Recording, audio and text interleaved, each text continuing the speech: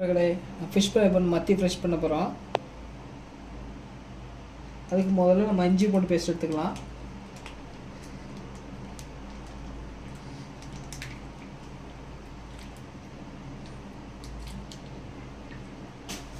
இது கூட ஃபீனால் தூள், அதாவது பார்த்தீங்கன்னா இந்த தூள் போட்டுக்கலாம். ஃபிஷ் வறுவல் பொடி,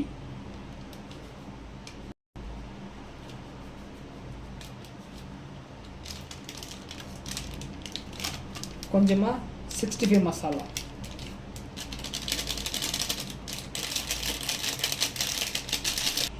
இது கூட கொஞ்சம் உப்பு சேர்த்துக்கலாம்.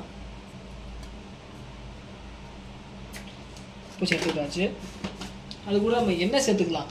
எண்ணெய் சேர்த்துக்கிட்டா தான் நம்ம மீன் அதாவது ஒன்றோட ஒன்று நம்ம பிரியாது.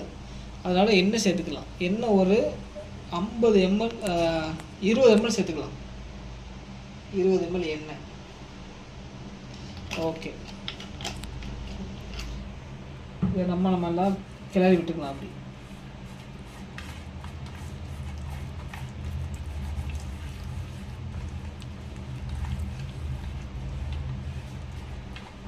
இந்த வாசமே உங்களுக்கு சூப்பராக இருக்குது. மீன் வாசம், மீனாலே உங்களுக்கு எல்லாருக்கும் பிடிக்கும் தான் இல்லைன்னு சொல்லுங்கள்.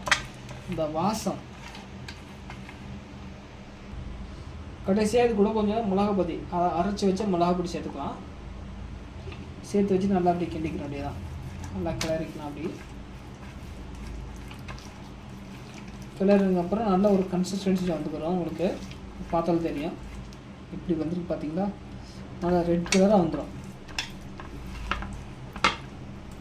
நம்ம சேர்த்து வச்சுட்டா மீன் பொரிக்கிறதுக்கு தேவையான மிளகா சாந்து ரெடி ஆயிடுச்சு. நம்ம அது கூட என்ன செய்கிறோன்னா மிளகா இதை மீனை சேர்த்துக்கலாம்.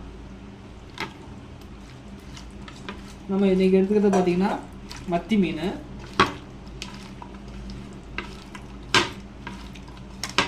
பார்த்தோன்னா தெரியும் எப்படி மிளகா சேருதுன்னு பார்த்துட்டு. ஆஹா, என்ன ஒரு மனம்! மண்ணை சேர்த்ததுக்கப்புறம் ஒரு மனம் வரும் பார்த்தீங்களா, அந்த மனம் தாங்க.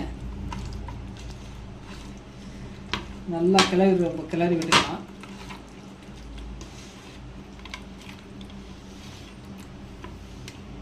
மசாலா நல்லா சேர்கிற மாதிரி சேர்த்து வச்சுக்கலாம்.